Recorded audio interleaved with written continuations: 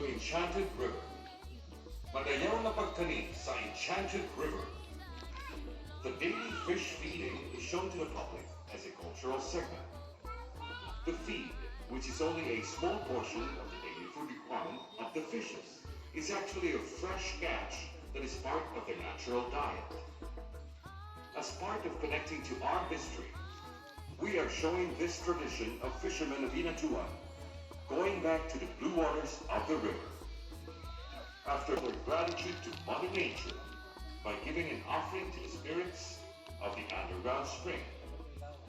The spirits are believed to be dwelling here where the fish abound. This is our way of showing everyone how we should give back to the environment and take care of Mother Nature.